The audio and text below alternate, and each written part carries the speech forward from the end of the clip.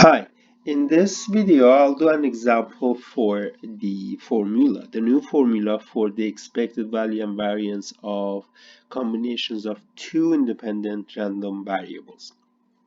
Well, let's just start with the problem. The example says find the random variable x and y are independent and ex is 3, vx is 1, ey is 4, and vy is 21.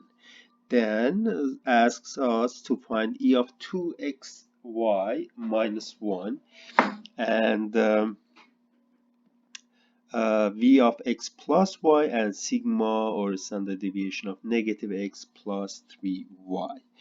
Well, the important point here that we will note all the time is that x and y are independent random variables. So let's just go to the solution 1. So e of 2xy minus 1. Well, see, x is a random variable, y is a random variable. X times y is a new random variable. Let's call it 2z. So basically, we are trying to find e of 2z minus 1.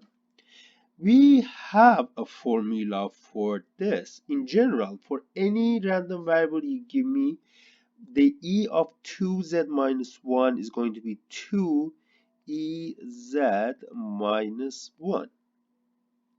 Well, let's put back that what was z? Z was x times y. Then we have there. But here, we don't have general formula for exy.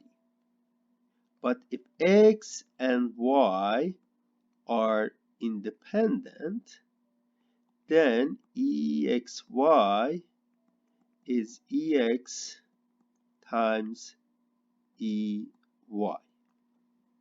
So that means that I have here 2ex, ey, then minus 1, and here that gives me 2, ex is 3, ey is 4, then minus 1, and that gives me everything that I wanted to find, which is 6 times 424 minus 1, the e of 2xy minus 1 is 23. So that's part 1. Part 2 is v of x plus y. Well, you have to remember this fact that in general we don't have any formula for variance of sum of two random variables. But if x and y are independent, we know that v of ax plus by is equal to a squared vx plus b squared vy.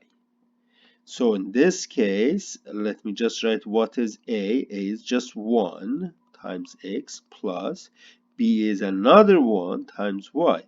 So what the formula gives us here is that you have 1 squared a squared vx plus b squared, again 1 squared of vy. And that 1 squared is 1. Vx, it is given up here. Vx is 1. And Vy is 21. So we have 1 plus 21, which is 22. That's V of that. And the part 3 says find what is sigma of minus x plus 3y. Well, okay, the first thing first, sigma, we have a definition for sigma. Sigma is positive root of variance of the whatever the random variable you're working with. Okay, so that's what we have. This is in general. This is basically definition.